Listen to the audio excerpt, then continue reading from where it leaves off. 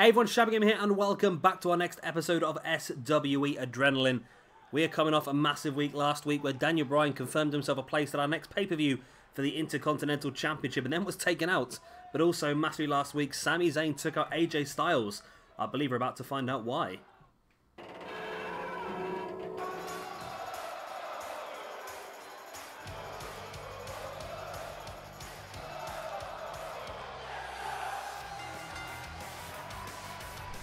Yes, here he comes then, Sami Zayn.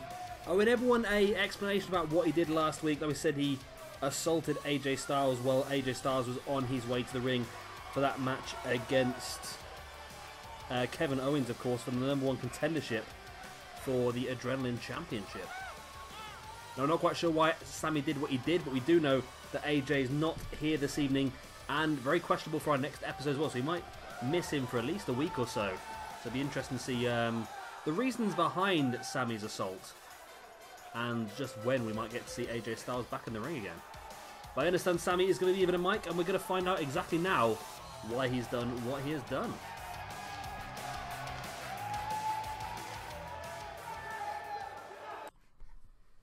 Now, I've heard a lot of people telling me of this previous week that I owe everyone an explanation for my attack on AJ Styles. And I don't agree. I don't owe anybody anything. But I am going to tell you exactly why I did what I did. And it was to try and balance out the world. I mean, come on. AJ Styles walks into All or Nothing, gets hammered by Samoa Joe and gets put straight into another #1 contendership match? How's that even fair? That makes no sense whatsoever. The guy should be at the back of the queue. And that's why I attacked him, to make sure that my best friend, Kevin Owens, makes his way into that main event against Samoa Joe. Because let's face it, if it was Styles again, he'd just get beaten again and would go around this same vicious circle we do every single month with Styles getting another opportunity for no apparent reason. So my best friend Kevin Owens goes on against Samoa Joe and he'll probably beat Samoa Joe. And AJ Styles will have to wait at the back of the queue where he belongs. And here we are, our first match of the evening, and it is going to be Walter, who made his debut last week, joining only Lorcan and Thatcher in a 6-man tag match, taking on Katsuyori Shibata 1-on-1. Now, this should be very interesting. Like I said, Walter made his debut last week as part of a 6-man tag match, and here is his first chance at singles competition against a very capable opponent in Shibata. Now, I wouldn't fancy going against Shibata myself, to be honest. This guy is a guy who nearly ended his own career by headbutting somebody. That's how brutal Shibata is. And having Walter and Thatcher here gives us another very, very strong tag team as well. Ring Camp, very, very good tag team. And PJ Toby's tag team division here on Adrenaline just seems to get stronger and stronger and stronger week in, week out, doesn't it? We've got Owens and Zayn. We've got Ring Camp here. We've got Red Dragon. We've got the Motor City Machine Guns. We've got Bad Influence. We've got Best Friends. We've got the new form team of Jay Lethal and Sonjay Dutt. We've seen Bobby Roode and P.T. Williams team up as well. There are just so many strong tag teams here. This tag division is going to get stronger and stronger and stronger. And can Red Dragon hold up against it? They've already held up, of course, against Motor City Machine Guns in the All or Nothing pay-per-view. We're not quite sure yet who they're going to be facing off against at the next pay-per-view. I'm sure we'll find out pretty soon. We've only got one more episode left of Adrenaline after this one before we hit the next pay-per-view anyway. This is the good thing about doing the individual universe modes one at a time. It means that we can get more involved in each universe mode and we can actually see the progression a lot quicker, because I was getting frustrated because I was doing one pay-per-view per brand like every 6 weeks and it just become too long-winded, I think. And don't get me wrong, if I was at home, if I didn't work full-time, it wouldn't be a problem. I could knock these episodes out in no time, but working a full-time job and that, I can't knock them out that quickly. So I much prefer doing it this way. I'm hoping you guys are preferring this as well. Of course, we've got 3 in-game months of this. We're about halfway through now. We've done a month and a half of Adrenaline. We've got a month and a half left. In-game month and a half, should I say. If I keep to schedule, Shabby Mania should be on the 28th of February, so keep an eye out for that. Whether I upload it over 1 day or 2 days, I might upload it over 2 days, to be honest, because it's going to be quite a big show. 10 matches on the big Shabby Mania main event. So that's going to be awesome, that is. And we're starting to build up towards that now, so real good stuff being developed. Now, other matches this evening. So last week we saw, as we found out earlier on, or you might have seen last episode as well, we were supposed to have Kevin Owens versus AJ Styles for the #1 contendership for the Adrenaline Championship. Now, Sami Zayn took out AJ Styles during his entrance, which led to AJ being not able to compete. Now, PJ Tovey is not happy with that situation. However, AJ is not here this evening. The injuries he sustained last week has sort of kept him out of it, and he might still not be here next episode either. So, tricky situation there. So PJ Toby has instead made sure that Kevin Owens has to earn his right to face Samoa Joe for the Adrenaline Championship. And tonight, that will happen in our main event as Kevin Owens takes on Zack Sabre Jr. Also, we got our final match, our final qualifier match for the World Cup. Of course, at the moment, it's really tightly packed, apart from Mexico. Mexico are out of the competition. But Japan, USA and Canada all joint first on 6 points. So, yeah, the two teams that finish on the most points here this evening will go into the pay-per-view to fight it out for the title of World Cup winners here on Adrenaline. Also tonight we're going to see Joey Ryan taking on Jonny Mundo. We've got Taynara Conti in action as well. And another chance to see Shark Boy. Shark Boy's got another opponent here. PJ Toby said he's bringing back somebody else. Bringing in someone who was part of Adrenaline the previous season, but has not made an appearance yet this year. Or this season, should I say. So it'll be interesting to see exactly who that is going to be as well. And I think that's about it for tonight. So we've got a lot of good matches for you. 6 matches altogether. And of course, we've seen Sami Zayn already in the ring. Giving us some sort of explanation of why he did what he did last week. I can half understand it, I must admit, where Sami Zayn's coming from. But maybe there was a better way to address it. But then again, actions speak louder than words, don't they, I suppose? As Walter here in control of Shibata at this point in time. Bringing him back up to a kneeling-based chop right across the neck. Shibata with a right hand in the gut, and Walter catching him with a jawbreaker. A boot in the gut. Nice butterfly suplex there by Walter. A really interesting addition to the Adrenaline roster is Walter. I like it, I really do. Oh, wrench in the neck. And you see Thatcher's liking that, and like I said, Thatcher and Walter, a potential great team added into this tag team division. Walter now taking Shibata down and bringing him back up to his feet. What is Walter's finisher? I don't know, actually. I've not seen him wrestle that many times, to be honest. I've seen him a few times in PWG, but apart from that, I must admit I was a bit surprised when he turned up in PWG, because for me, he was quite a... As far as I was aware, like I said, I've not seen him wrestle a lot, but I've always been under the assumption that he's a slow, big man, and it turns out he's a bit more than that, isn't he? Sleeper hold here, locked in by Shibata. Is that? I think that's one of Shibata's finishes, isn't it? Is that going to be enough to take Walter? Walter's out. Walter is out. Shibata drops him down, and Shibata gets the win. Shibata just knocked Walter out. So Walter didn't tap there. I will push that. Walter did not tap at all. Shibata knocked him out, choked him out, and Walter's back up on his feet. Shibata offering a handshake here, and Walter accepted the handshake. Showed a bit of respect there between these two. Of course, respect has not been difficult between some of these groups. It was the Sekimoto that's lost the respect, isn't it? After they took out Gargano. And look at that. Actually, it's showing Walter and Thatcher as the number 1 contenders for the Tag Team Championships. We'll have to wait and see whether that pans out into the next episode.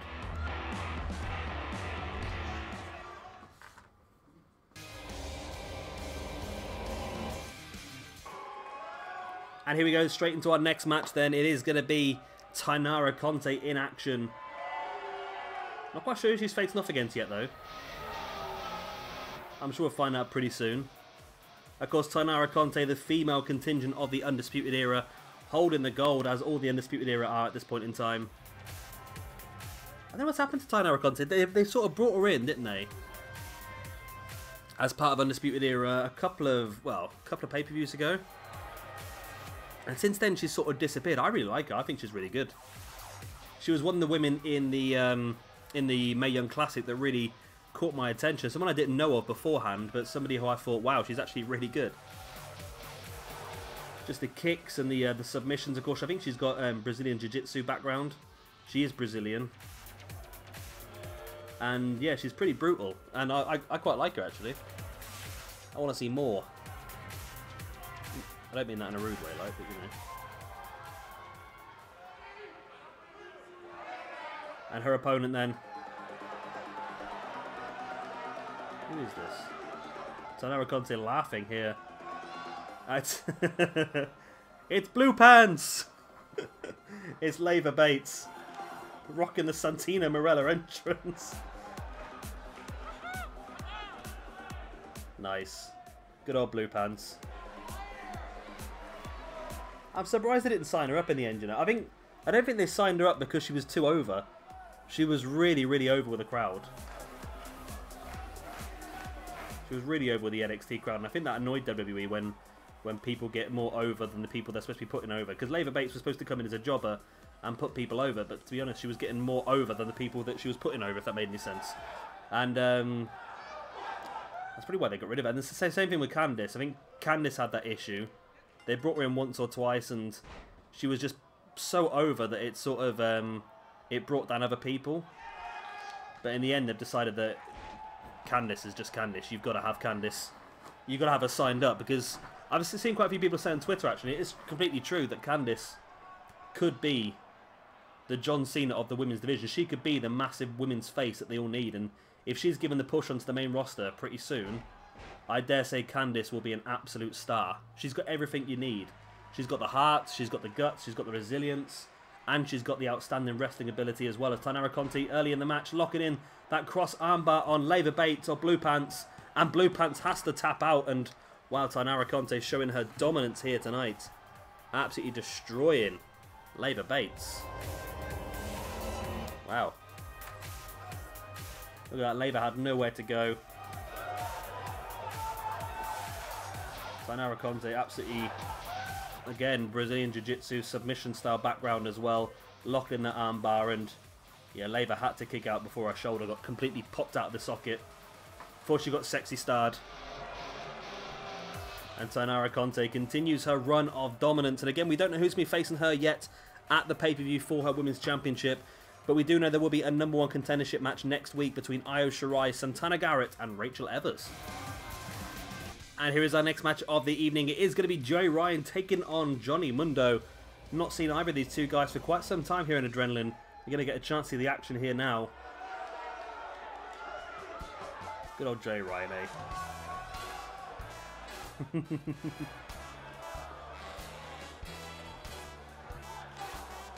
You gotta love Joey Ryan, haven't you?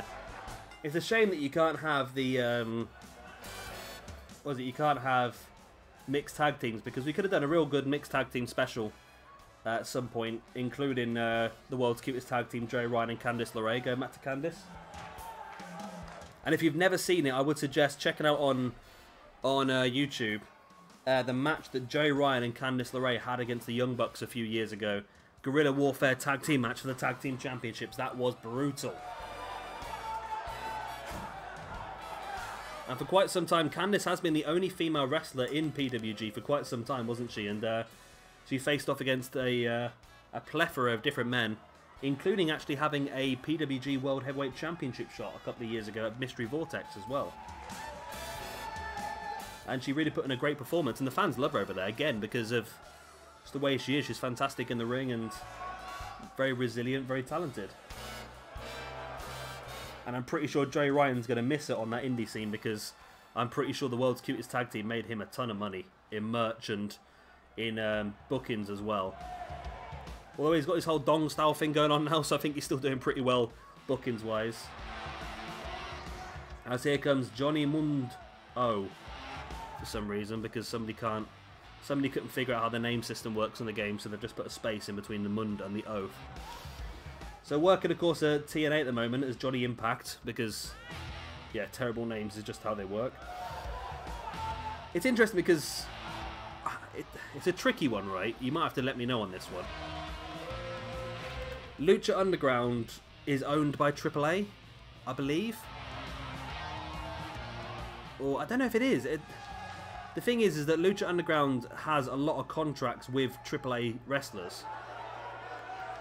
And a lot of wrestlers are leaving AAA because there's a lot more money available for them on the American indie scene, like Pentagon, Phoenix, Drago, Aerostar, people like that. But it seemed to me like the contracts were separate for Lucha Underground, so Pentagon left AAA but still stayed with Lucha Underground. So I wonder, because the TNA's deal is with AAA, not with Lucha Underground. So I just wondering why they couldn't use the name Johnny Mundo. And why they're not using King Cuerno. They're using Fantasma, who of course is the same character. Well, a different character, but the same person playing that character. So, yeah, it's an interesting one. But either way, Johnny Impact is a terrible name. Terrible name. What's he now? He's John Hennigan, John Morrison, Johnny Mundo, Johnny Impact. There's just so many Johnnies. I don't know what the situation is with John Morrison. I think he got sacked. Didn't he get sacked because of situations with Melina and so forth, or so I don't know whether the bridges have been burnt between him and WWE, but whether there's any potential for him to go back, or whether he wants to go back, to be honest, because quite a lot of people have said since leaving WWE, like Cody Rhodes has said, people have said to him in interviews, are you struggling with earning less money on the indie scene? He went, what are you on about? I'm earning 3 times more than what I ever was at WWE. So with the sales of your own merchandise and the ticket sales and all that sort of stuff, and obviously Cody Rhodes has also organised his own event this year as well. So it's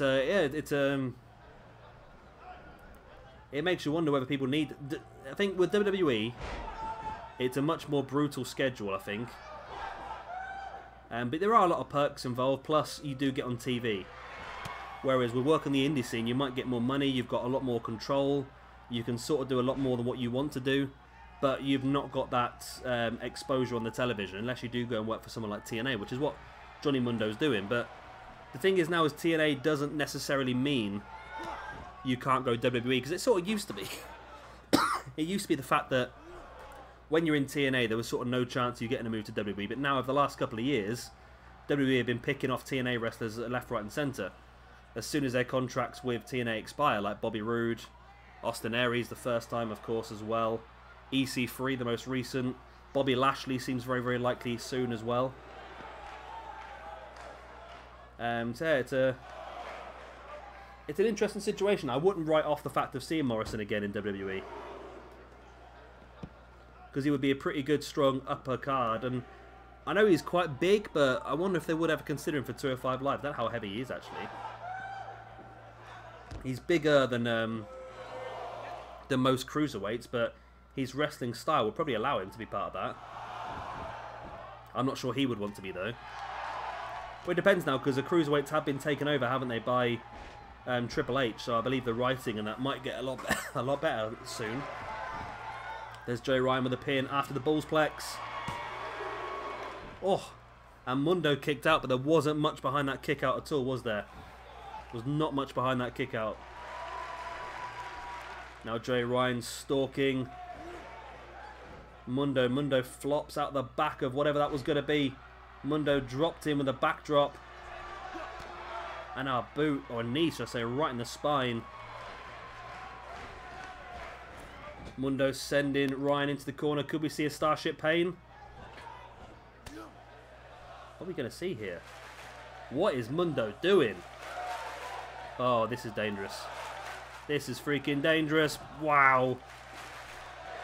A superplex to the point where it made Ryan just pop back up in the air, then flop to the ground once again. That was brutal. Standing moonsault by John Morrison, or Johnny Mundo. Leg drop as well, and I wonder if Morrison could win this by count. He doesn't want to win it by count up by the looks of it. He probably could have done. Oh, he's still attacking Ryan. He's doing that much damage to Joe Ryan. I reckon this could be a count. Well, maybe not. Ryan's back up. There's the dragon screw on Johnny Mundo. Referee's still counting. I can't see what he's up to, but Ryan sending Mundo back in the ring. Now slides back in himself.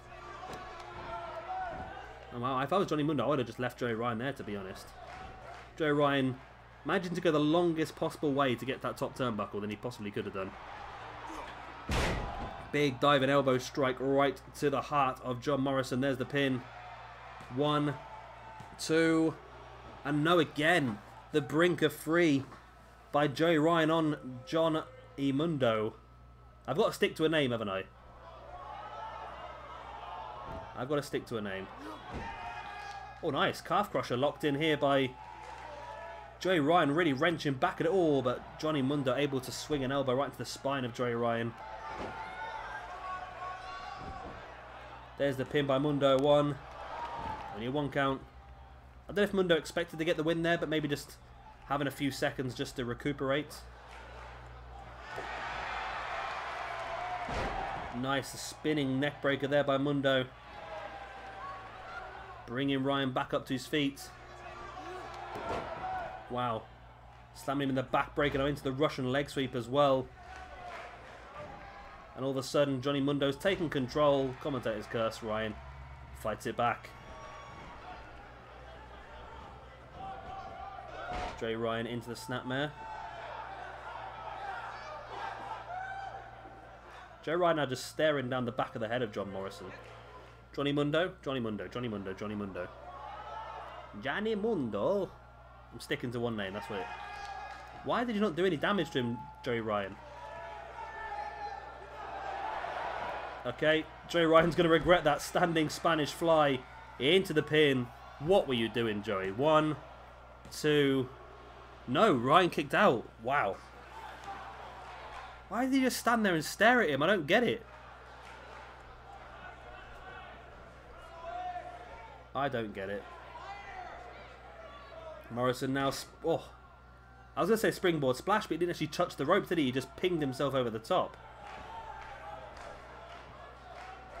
Mundo now dropping Joey Ryan neck first across that top rope. Interesting match, this one. Very, very back and forth. I wasn't expecting it to be so close, to be honest. Oh, spinning neck breaker there by Joey Ryan. I wasn't expecting this match to be so close, to be honest. Oh, dropping a knee right on the inside of the elbow of Johnny Mundo, who's been busted open earlier in the match and been bleeding for quite some time. Okay, Joey Ryan just hit a twist of fate for no apparent reason. I'm not quite sure what happened, but no apparent reason. Twist of fate. And now Joey Ryan locking in a Kimura lock. That was the elbow he just dropped his entire body weight on. And Johnny Mundo taps out to Joey Ryan's Kimura lock. Wow. Joey Ryan. What a win that is. One of the biggest he's ever had in SWE. And maybe that's got to give PJ Tovey some food for thought. That's the words I'm looking for. Wow. Look at that superplex to the outside. I'm surprised Joey Ryan even got back up after that. Then hitting the elbow drop right to the heart. He did some damage to the arm. I don't think we're going to see it because it wasn't necessarily like match ending, but dropped his entire body weight on the inside of the arm a few times. Elbow to the inside of Mundo's elbow as well. There was a standing Spanish fly. It was a really good match, this one, wasn't it? A top level match. Wasn't expecting a match from some such, I wouldn't say alternate styles as such, but it worked really well, didn't it? And there we go, Joey Ryan, the victor.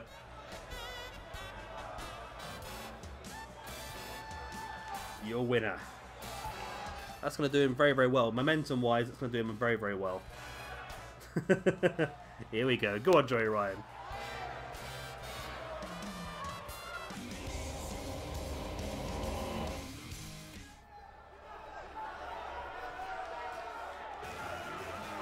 And here is our next match then. We are going to see Shark Boys. Now, PJ Tovey felt a bit bad, really. He gave Shark Boy his big return, or his big debut, should I say, a couple of weeks ago against Falaba. And he got absolutely hammered, as you would expect. Now, PJ Tovey's decided that Shark Boy deserves another opportunity to show what he can do. So Shark Boy here this evening has been given a match against a mystery opponent. All we know that PJ Tovey has told us that it's someone who was on the Adrenaline roster in the previous season. Sorry, I'm coughing my guts up here. But has not yet appeared in this season. That's all we know at this point in time, so I don't know who it is, to be honest with you. But either way, Shark Boy has got another opportunity to show what he can do.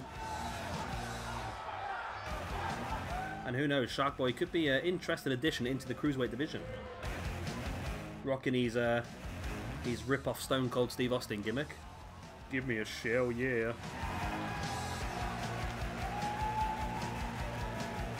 Pretty good core, actually, isn't it? You get too close to the mask, you can see issues, but because of the way the mask is being constructed, but apart from that, it's fine.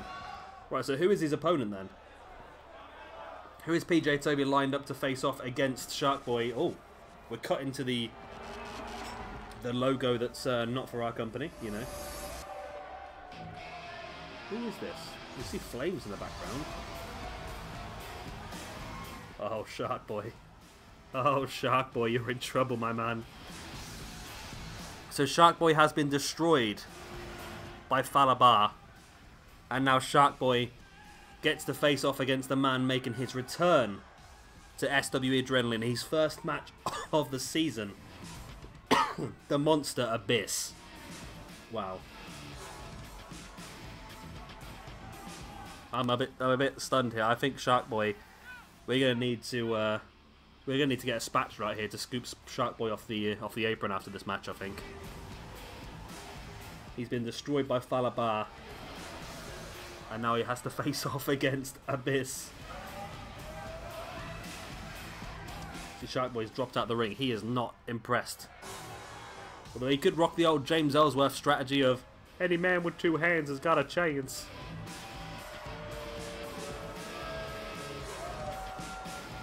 It's pretty good Abyss, actually, isn't it? The Abysses we've had so far in this universe mode have been pretty piss poor, to be honest, but this one's actually not too bad.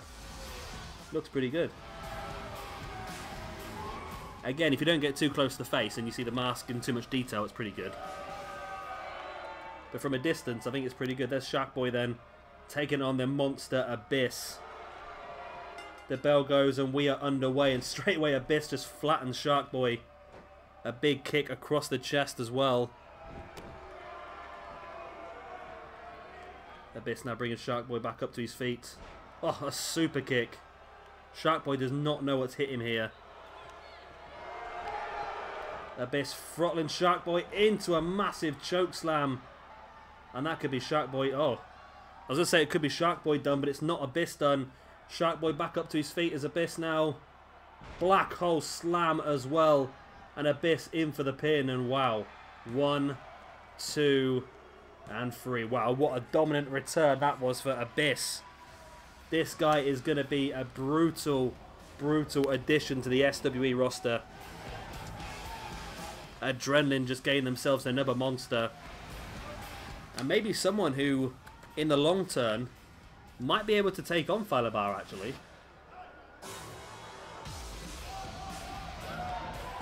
Falabar has been so far destroying quite a few smaller wrestlers. Which, in fairness, is not the hard thing to do, is it? Let's face it. I think even I could destroy Enzo Amore and Shark Boy, you know. But Abyss is a whole nother kettle of fish. And if I was on the Adrenaline roster, I'd be looking to try and stay out of the way of this guy. And here is our next match then. It is going to be the final qualifying match for the SWE Adrenaline World Cup.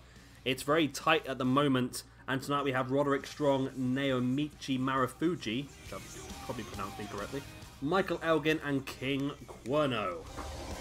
So at the moment, Cuerno is just in this one for himself, basically, because Mexico are out. There's no way that Mexico can qualify for the final. Even if Cuerno wins, he won't qualify for the final, but at least it would look good on Cuerno's record. Apart from that, we have, of course, first up, representing Japan, we have from Noah, of course, Marafuji. Now, Marafuji needs to try and follow up what happened last week, of course, with Kushida. And Marafuji knows as long as he finishes ahead of one of either Elgin or Roderick Strong, then he will qualify for the finals. That's basically what it is, really. If you finish in the top 2 in this match, you should get that match. It depends on Cuerno, really. Cuerno's the wild card. But it's all a case of Japan, Mexico, and Canada trying to eliminate each other. Once one of those 3 nations has been eliminated, the other 2 nations should make it through to the final. That's the way it's going to work. So there's a lot of pressure on the backs of these guys. Of course, we had week number 1. We saw Dragon Lee being eliminated first for Mexico, getting 1 point.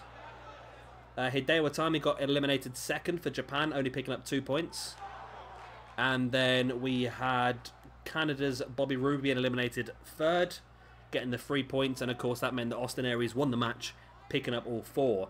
Clever in that one because Austin Aries and Bobby Roode, of course, the former tag team in TNA, the Dirty Heels, worked together through the majority of the match, getting themselves into the position where they could fight one-on-one for the points. Last episode, we saw Aerostar from Mexico being eliminated first again, which is why Mexico are definitely out, because they've been eliminated first in both matches. Then it was Gargano being eliminated, so America from going from winning the first match to actually finishing third in the second match, which is why they're only on 6 points. Then P.T. Williams for Canada was the last man eliminated, which meant that Kushida picked up the win. So Canada's finished second in both matches. The USA has won one and finished third in the other, and Japan has won one and finished third in the other as well.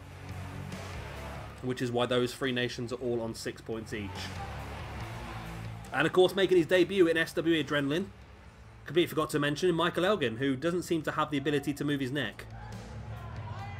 His eyes are going everywhere, but he doesn't seem to be able to move his neck at all. So, again, Elgin making his debut and needs a good performance here as well. But again, that's another amazing addition to the SWE Adrenaline roster, Michael Elgin. Big Mike. We're going to see some good stuff from him, I think.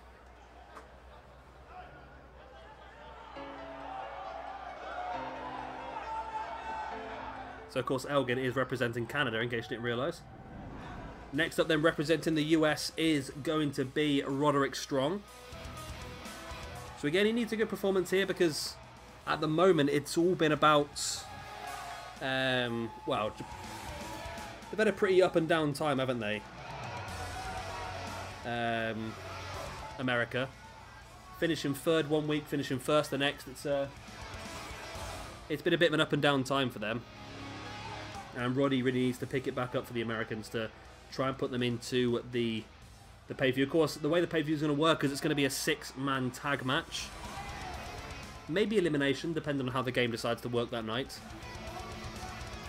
Where all 3 members of the team, so if it is Canada, for example, it'll be Bobby Roode, P.T. Williams, and Michael Elgin working together. If it's Japan, then it'll be Itami, Kushida, and Marafuji working together. And if it's America, it'll be Aries, Gargano, and Roderick Strong working together. Here's King Cuerno. Good old King Cuerno. Ping. Firing off the arrows. It's gonna be good. So, of course, the previous 2 weeks have been much more sort of cruiserweight-esque, and this week is a bit more stronger, a bit more bigger guys, really. Of course, Elgin is strength personified, really, isn't he? He's an absolute beast in the ring. King Cuerno is one of the bigger luchadors, but still very agile. And his dive to the outside is one of my favourite dives I've ever seen in wrestling. Just so fast. It's just like, he goes like an arrow. Roderick Strong, of course, the king of the backbreaker. Used to be a cruiserweight. He's back at cruiserweight now in WWE, by the looks of it, isn't he? Working 205 Live, but... with Triple H taking over 205 Live, a lot of people have said internally that Triple H is a massive, massive fan of Roderick Strong. And there is rumour that Strong could go all the way through this tournament and actually win it. And become the new Cruiserweight Champion at WrestleMania. So that's a good potential one. And then, of course, you've got... you've got Marafuji, who's bigger than the previous guy. Bigger than Kushida and Itami. Marafuji not considered a cruiserweight at all, really, but again, very agile and very good kicker as well, so that's something they've got to watch. So again, this is all about, really, who gets eliminated first. If Japan, America, or Canada get eliminated first, that will show us exactly who's going to get through to the final. If Mexico gets eliminated first, it won't really make a difference, really, will it?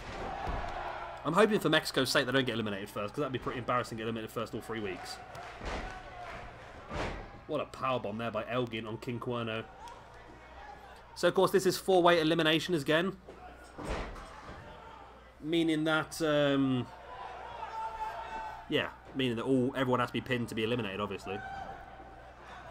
And if you like Austin Aries, you can do it all yourself. Austin Aries, in week number 1, eliminated all 3 of his opponents. Of course, you don't have to do that. You could quite easily sit back and let everyone else do the work, and you just pick up the final pin. That's easy enough to be done as well. Marafuji, nice shin breaker there on King Cuerno. And if I was Marafuji, I'd be ignoring Cuerno, to be honest, and trying to take out either Roderick Strong or Michael Elgin. Oh, And he did that, Marafuji there, jumping over the top of Cuerno. I think he caught Cuerno in the face with his knee, and then hit the jumping forearm into Michael Elgin, and now brings Marafuji back up to his feet. Elgin launching Marafuji to the outside. This is cleared by Elgin.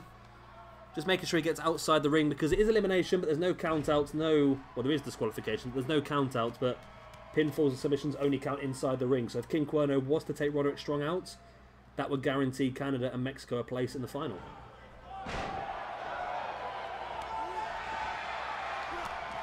Oh, nice bicycle kick there by Elgin on the outside, and Marafuji is now... King Cuerno taking Roderick Strong up into a butterfly backbreaker. Beautiful.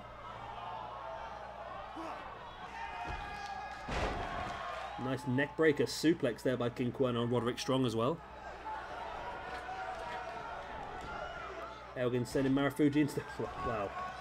Well done, Cuerno. You completely missed him. Oh, Michael Elgin, a big splash on the apron. That apron is so hard as well. It's the hardest part of the ring. The internals of the ring has got a little bit of bounce to it. It's wooden planks and there is a bit of a bounce in the middle, but the actual frame of the ring is made out of steel and there's no give on there at all. So, as Elgin's going to go for it again here by the looks, and he does drop in his body weight across Marafuji. As now all four guys are outside the ring. Elgin absolutely demolishing Marafuji here though. Cuerno though catching Elgin, sends him into the ring. As now both Strong and Marafuji back up to their feet as well. Saito suplex there by Cuerno on Michael Elgin. Cuerno sending Elgin into the corner. What is Cuerno up to now? Oh wow, showing his own strength here. Deadlift Falcon Arrow from the outside by King Cuerno on Michael Elgin. Elgin now slowly getting back up to his feet, and Elgin, oh, dropping the body weight across the back of the arm of King Cuerno. A big kick in the spine as well. Oh, as Roderick Strong sending Marafuji into the ring steps.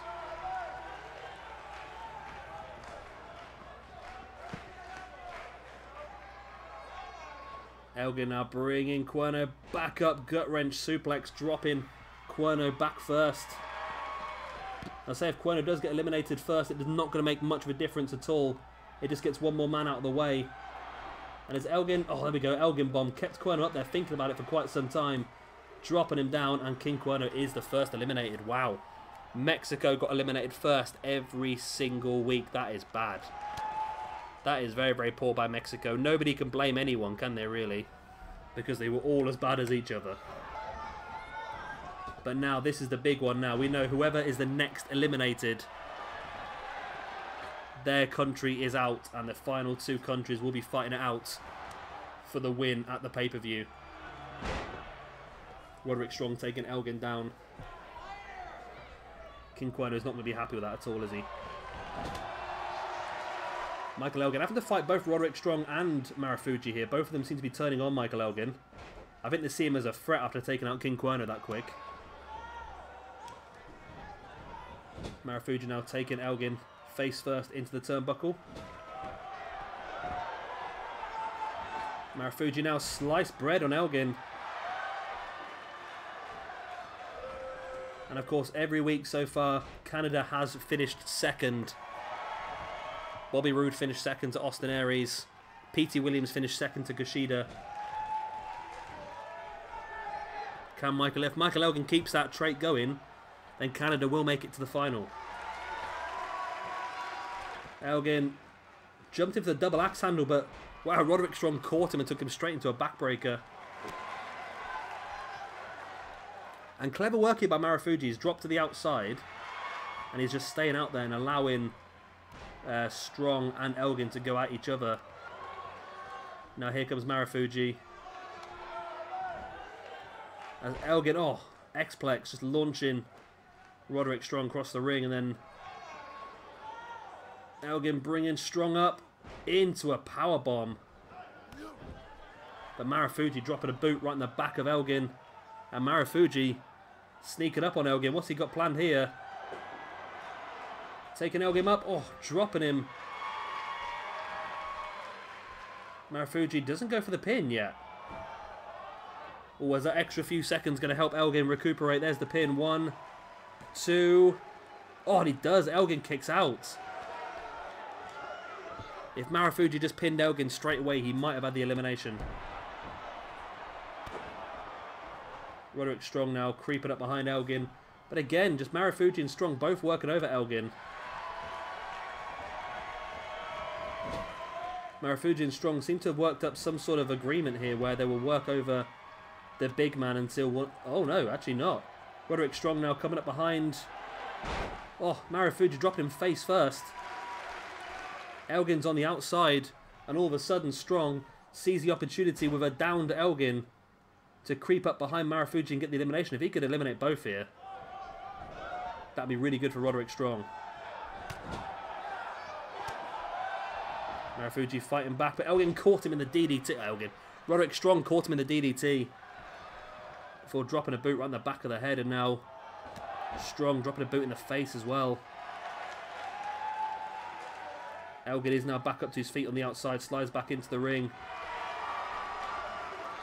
And now Elgin taking Marafuji up. And Strong seems content to allow Elgin to try and take Marafuji down a little bit now. It's good for him because Marafuji's taking the damage while Elgin is losing energy. Wow, Elgin's so high up here. There's the big superplex. Oh, rolls through, keeps the grip. Into a Falcon Arrow. Wow, what a big move that was by Elgin. And Strong jumps on top of Marafuji. Strong now stalking Marafuji. We've seen this before. There it is, the suplex backbreaker by Strong on Marafuji. There's the pin. If this is a 3, then it's going to be America versus Canada in the World Cup final. It is. Wow. So Japan picks up 2 points, which puts them on a total of 8. Which means that we know it's going to be Canada versus USA. One of them's going to finish on 9. The other one's going to finish on 10. Who's going to get the win? It doesn't really matter either way who gets the win. Oh, nice deadlift German there by Elgin on Roderick Strong. Oh, it doesn't matter who gets the win. You don't really get an advantage for the pay-per-view. But what you do get is just that momentum. And considering Canada haven't won a single one of these matches yet, they finished second in every single one, Elgin will be hoping to get that first place finally. And finish top as well, of course. Roderick Strong, America has won one and finished third in another one. I don't think finishing second's too much of a problem for them. But Japan, 2 third places have just ruined them. With Kushida getting the win as well. It's a bit of a shame for Japan. Well, a bit of a shame for Kushida, really. Strong now taking Elgin up. Oh, dropping him face first. Strong now bringing Elgin back up to his feet once again. Into a gutbuster. Oh, seating Elgin, then a boot in the back as well. Roderick Strong stalking Michael Elgin. There's that running single boot in the face. Strong, why are you not going for a pin, Strong? Roderick Strong not going for the pin like he probably should have done. Roderick Strong may have just missed an opportunity to get this win. And you've got to take advantage after hitting a massive move like that on your opponent. And Elgin now fighting back. I cannot believe Roderick Strong didn't go for the pin. He may live to regret that. As Elgin brings Strong back up to his feet. And wow, what a big closeout. And another one as well. Oh, huge clotheslines here by Michael Elgin. Bringing Strong back up to his feet. Into a torture rack. Before dropping him in the inverted Death Valley driver. Oh, Michael Elgin here. Absolutely demolishing. No, Strong falls out the back into reverse DDT. And a big kick in the spine. The king of the backbreaker continues the assault. Elgin back up into a shoulder block. Strong taking Elgin down. Elgin fighting back with a big knee across the guts. Now gorilla press on Strong. Wow, dumped him into the ropes as well. More damage being done, of course, as ropes are woven steel. Elgin now takes Strong up, makes him think about it in the air, allowing the blood to leave the legs into the upper body of Strong, which means that you're a bit more weaker when trying to walk. It's a clever maneuver, that one. A lot of people think it's just for show, but it isn't really. It's clever. It leaves your opponent a bit more weak on the legs when the blood starts to run away from them, allowing gravity to take its effect. Elgin now dropping Roddy on the top rope. Roddy fighting back with that boot in the face. Oh, beautiful. Went for that diving forearm, but Elgin caught him in a power slam. And now Elgin taking Strong up. Tombstone power driver by Michael Elgin and Roderick Strong. Oh, what a match these two are putting on. These two in a singles match would be fantastic, wouldn't it? And we are going to see them both again at the pay-per-view colliding in that 6-man tag match.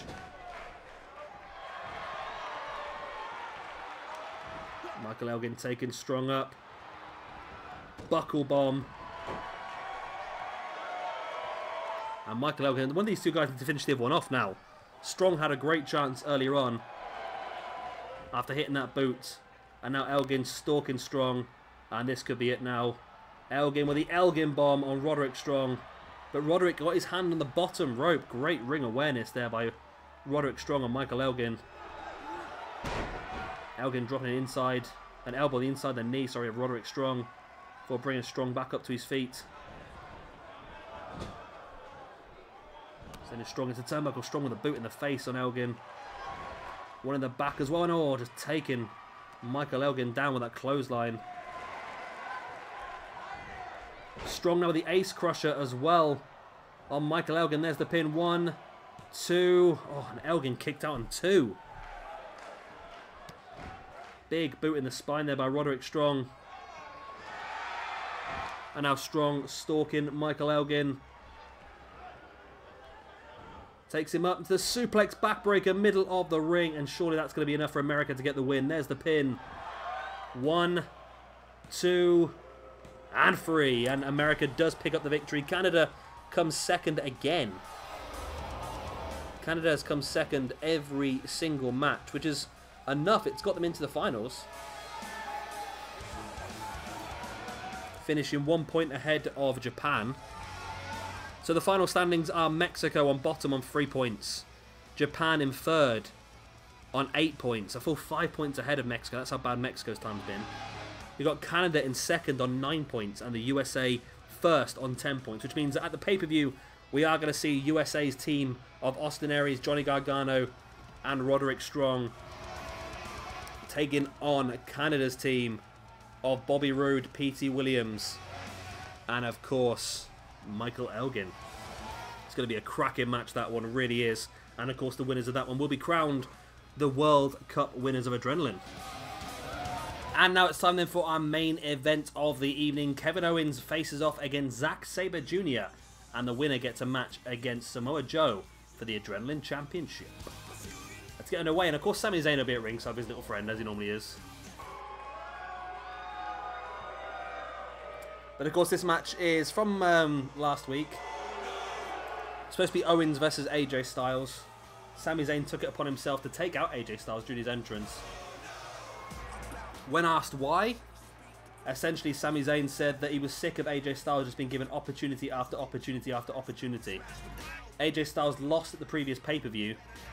What right does he have to have another opportunity at the Adrenaline Championship? Kevin Owens and himself hasn't had a single opportunity so far, so why does AJ Styles get to go the head of the queue every single time? And you can sort of understand where Sami Zayn was coming from. He said the #1 contendership match between Kevin Owens and AJ Styles, he decided that it was his good friend Kevin Owens who finally deserved an opportunity at the championship, and therefore he took out AJ Styles to ensure that was going to happen. But PJ Toby decided he was not going to allow things to go down that way. AJ Styles not able to compete here this evening. But it does mean that Zack Sabre Jr. steps into his shoes. So Zack Sabre Jr. out of nowhere gets an opportunity. And that can't be good for Sami's mental state either, considering that Zack actually lost the #1 contendership match last month as well against AJ Styles.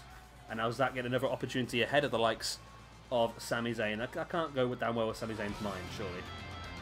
Sami Zayn's a very angry man already.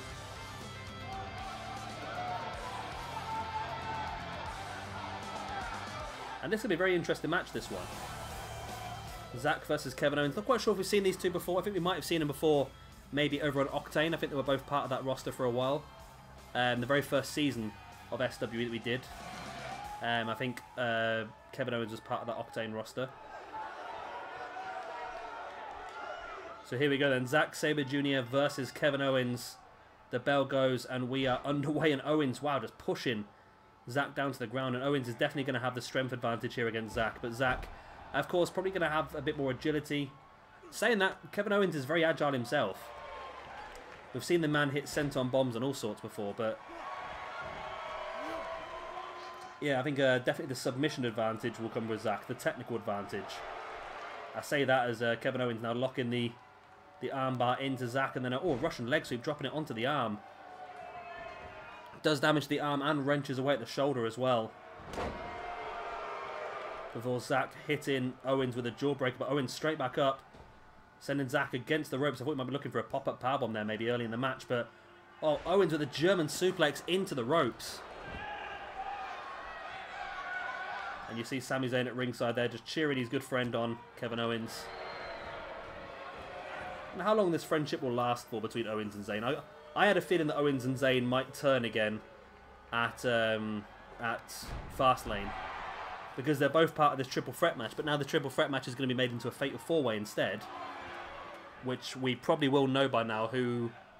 Will we? Okay, I don't know when this is going to be uploaded. Hopefully get this uploaded a little bit earlier than planned so I can get back on. I'm one episode behind my schedule at the moment because of the weekend, so I'm hopefully going to get everything scheduled in.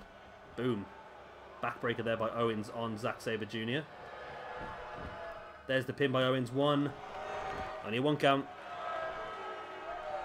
Yeah, so I thought it was going to be, because of the triple threat against AJ, I thought that Owens and Zayn might turn each other during that match, but now it's going to be a fatal four-way. I wonder whether that is going to be the case. It might still be the case. And I've seen a few people taking the mickey out of that, because SmackDown brought in this new ranking system. For the first time ever, they brought in this new ranking system. They ranked the whole of SmackDown 1 to 10. And then they created a #1 contendership match with two people that weren't even in the top 10. I was like, what's the point in bringing in this ranking system if you're not even going to use it? So it was a bit of a weird one, wasn't it, really? Owens now taking Zack up on his shoulders. Spins him round into a sit-out powerbomb. Wow. Owens doing really well here against Zack, and Zack struggling. Owens continuing to be dominant. And now just wrenching back at the face. Referee's got to be wary of where Kevin Owens' hands are at this point in time.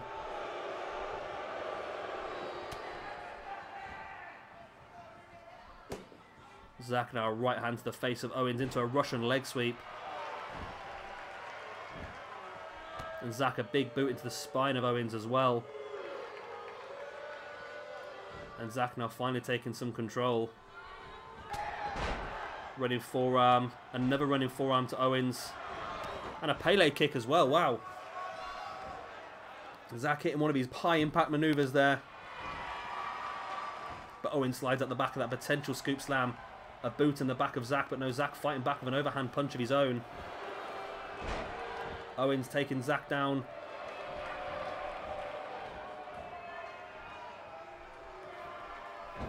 Owens dropping Zack over the middle rope. Big right hand, and now a Saito suplex again by Owens on Zack. And now Kevin Owens stalking Zack Sabre Jr. Is this going to be the chance that Owens needs? Pings him off the ropes. Into a pop-up powerbomb. Owens into the pin. 1, 2, and 3. And Kevin Owens is going on to face Samoa Joe at the pay-per-view for the Adrenaline Championship. And it's evident that Sami Zayn's attack on AJ Styles has done him very well there. Great win here for Kevin Owens. He now knows he's going to get that match against AJ Styles. And Owens continuing the assault on Zack Sabre Jr., showing that both himself and Sami Zayn just have no care at all. Referee dragging Owens away. But either way, Owens is a happy man. He's gone on to face against Samoa Joe at the pay-per-view for the Adrenaline Championship.